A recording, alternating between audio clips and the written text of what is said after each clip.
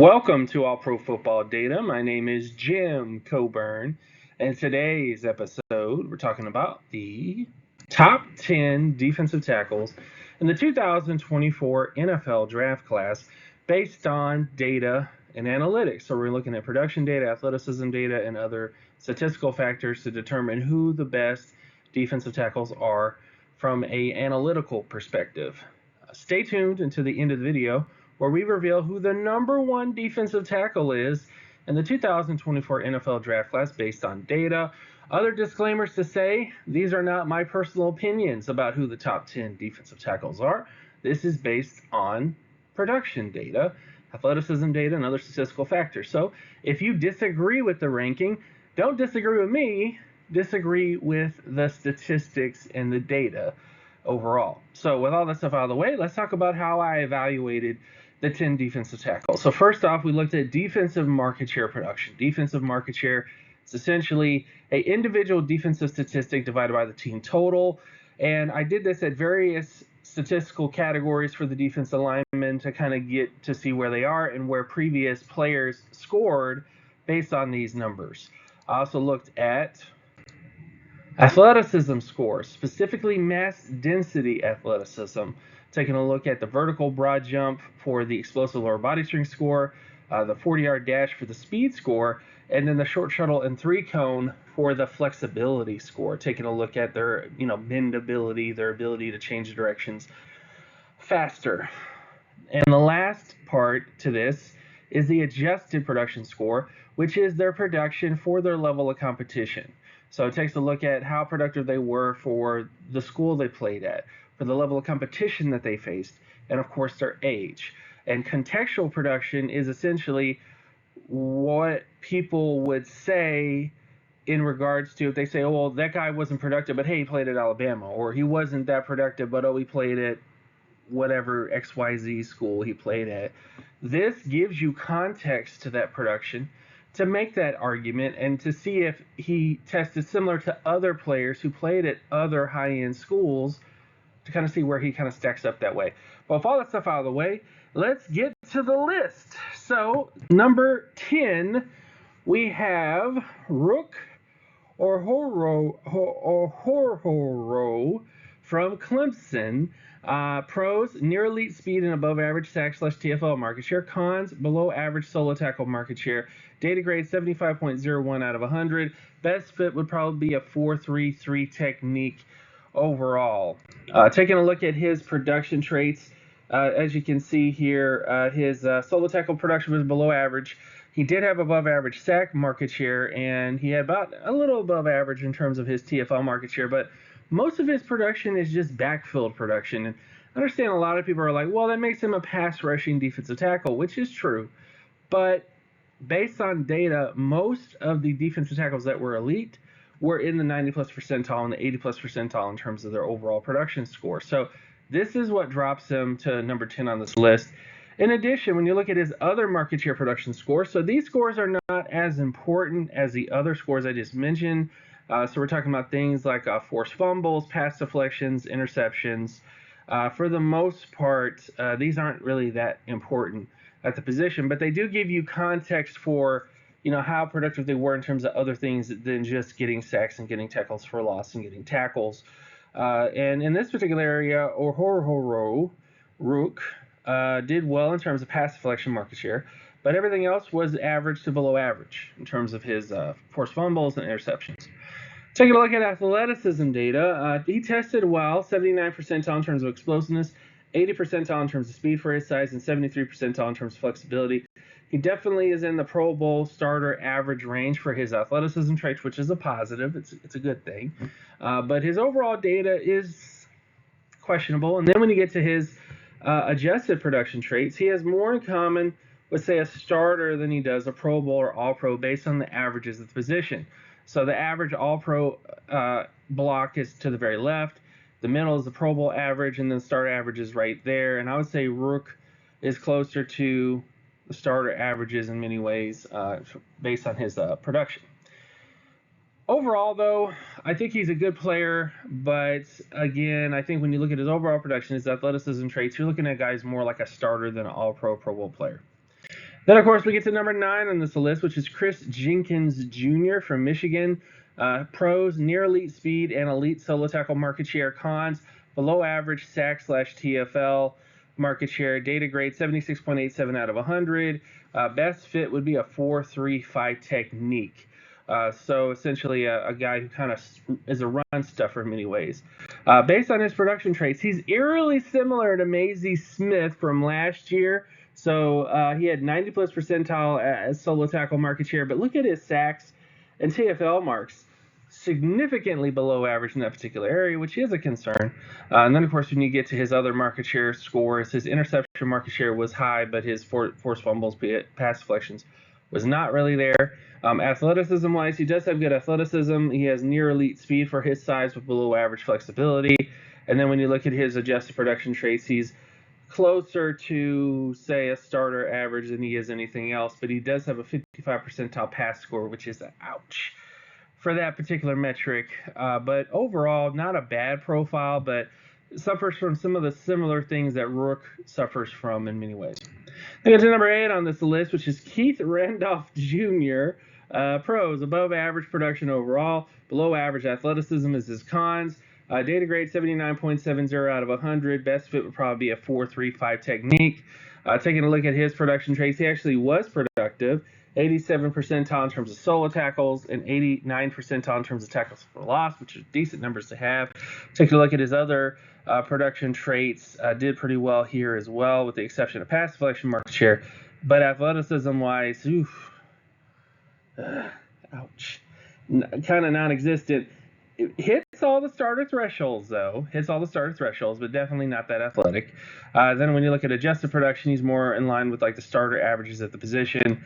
And I think overall, when you look at him, he got good production, but athleticism is not really there. Then we get to number 7 on this list, and I know there's going to be some people protesting this pick, but again, it's based on data. It's not based on my overall opinion or my instincts as a data analyst. It's just based on the data. And when it comes to Byron Murphy II from Texas, he has some questionable data. He has some issues in terms of his data profile. So let's get into them. So first off, he had elite athleticism overall with elite adjusted production traits. Cons, he had below average solo tackle market share, not much pass deflection or forced fumble production. His data grade 79.76 out of 100. His best fit would be a 4-3-3 technique. So getting to some of the concerns. So he does have above average sack market share, above average tackle for loss market share, but you see his really low solo tackle number.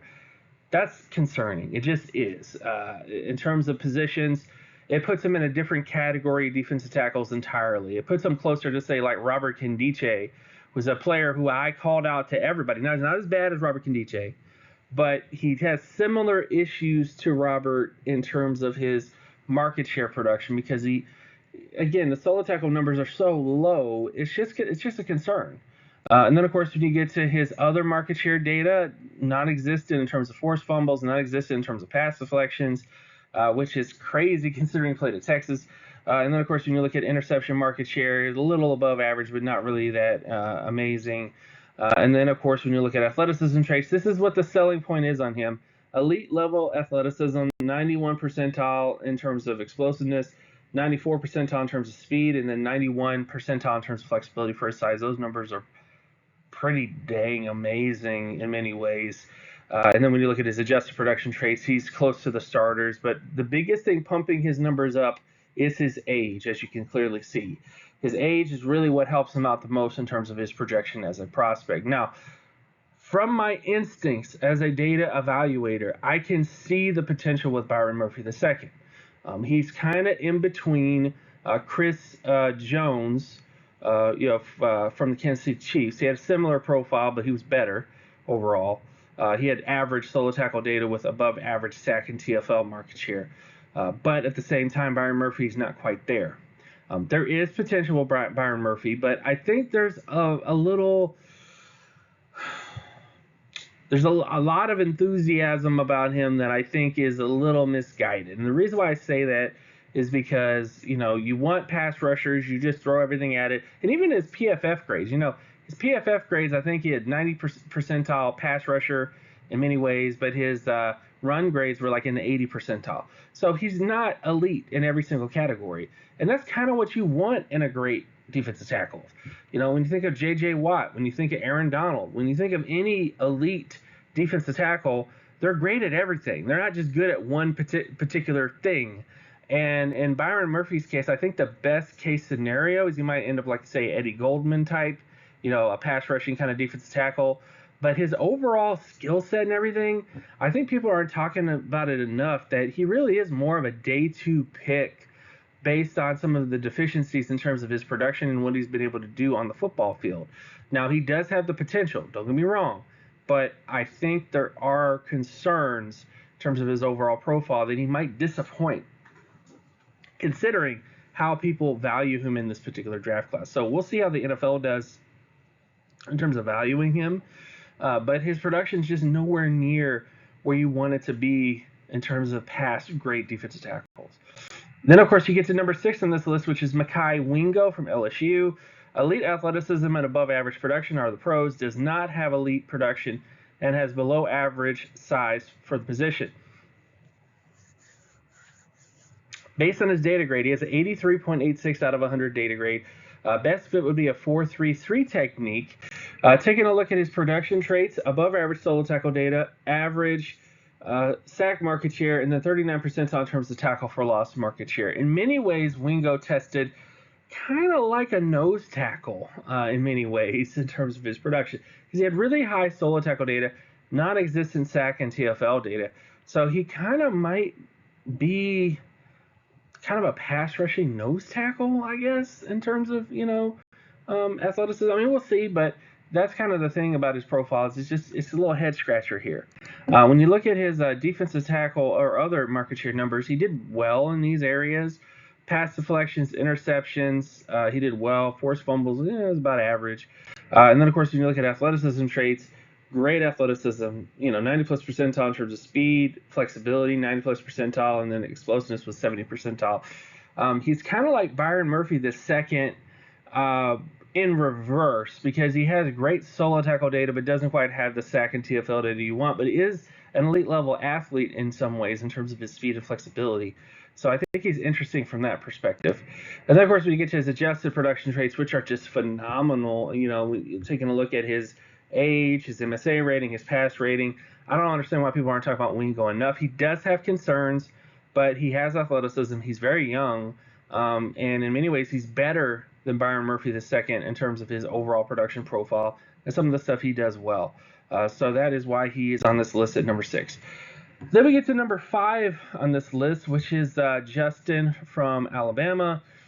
He had near elite production traits, below average athleticism overall. Data grade is 84.56 out of 100. Best fit would be a 4.35 technique in terms of his overall data. Taking a look at his production traits, hits pretty much all the starter averages of the position. Taking a look at his other market share traits, pretty decent overall in terms of pass deflections and interceptions. Then, of course, you look at athleticism, which is where the wheels kind of fall off on his profile, which are significantly below average athleticism overall in terms of explosiveness and flexibility for his size. And then when you get to adjusted production traits, he's close to the starter averages, but again, no dice about everything else. The reason why he's here in many ways is because he played at Alabama. Based on my data, it really does favor players who come from that type of environment, if you will, in terms of his profile. But overall, good data traits, but not necessarily elite. Then, of course, we get to number 4 on this list, which is Darius Robinson from Missouri. Pros, near elite production and above average athleticism. Cons, significantly below average flexibility. Data grade 86 out of 100. Best fit would be a 3.45 technique. There was some people that commented on my video in the past on Darius Robinson, which was that, you know, he's a defensive end, he's an edge rusher. Have you seen his 3-cone and short shuttle? Because if you've seen his 3-cone and short shuttle, you would not put him on the edge. Nothing against Darius Robinson. I do like him as a prospect. But he is a 3-4 defensive end all day long. based on his size, his length, and everything else like that. But he's very stiff as an athlete.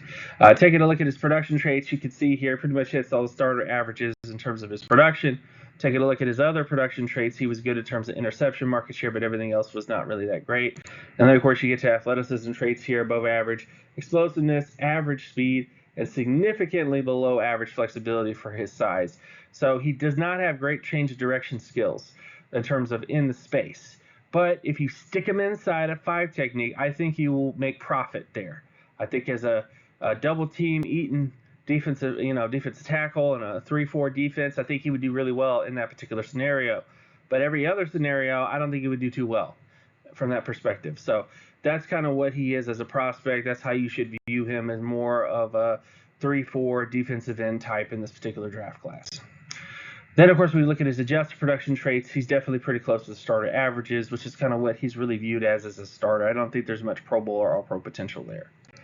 Then we get to number 3 on this list, which is Braden Fisk from Florida State. Pros, near elite production traits and elite athleticism. Cons, below average age. Data grade is 86.23 out of 100. Best fit would be a 4.33 technique. Taking a look at his production traits, as you can see here, great production overall in terms of solo tackle data, sack data, TFL data. Taking a look at his other production traits, amazing in terms of forced fumbles, pass deflections, and interceptions. All above average in all those areas. Athleticism-wise was bonkers, 90-plus percentile speed, 90-plus percentile flexibility for his size. And then when you get to his adjusted production traits, this is where the wheels fall off. Significantly low age score, 6.96 out of 100. He's going to be 24 years old as a rookie in the NFL, but look at his production. Look at his athleticism. Look what he did at Florida State. So, yes, he may not have as much upside compared to, say, like a Byron Murphy II, if you will. So Byron Murphy II is a better athlete, but is nowhere near as productive as Braden Fisk was at Florida State. So you kind of have to pick your battles here. If you want to take a guy who may not be, if you want to take a Byron Murphy II who might end up being like Braden Fisk in 3 years in the NFL, or you could take Braden Fisk and get all that stuff right now and don't really have as much development that you really need to count on. So that's kind of what it is. I think Fisk might be one of those guys that if he's really successful early on, I think he'll have a pretty decent career for, say, 4 or 5 years and then kind of fall off a little bit.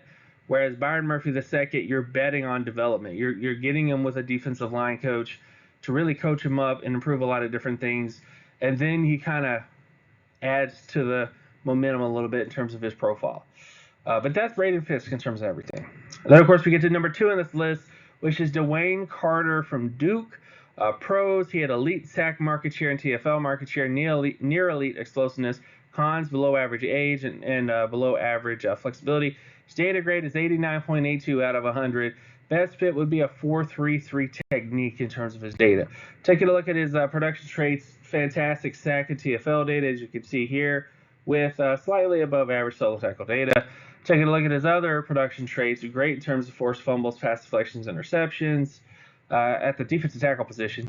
And then, of course, would you look at his athleticism traits, 82 percentile explosiveness, 76 percentile speed, with a below average flexibility score. In many ways, Dwayne Carter is a starter. He's not a Pro Bowler. He's not an All-Pro player. I mean, there's a chance, an outlier chance he could become a Pro Bowler, but he's really built as a starter. It's really what he is. He's a very experienced college football player, played a lot of games as a player, which we will see in his adjusted production traits, for 22 percentile age score. But his pass score and MSA rating are very good overall. But he's number 2 because he has great production overall, good athleticism traits, and has a good shot at becoming a starter long term. Then we get to number 1 on this list, which is Johnny Newton from Illinois. Pros, elite production traits and age. Cons, did not test due to injury.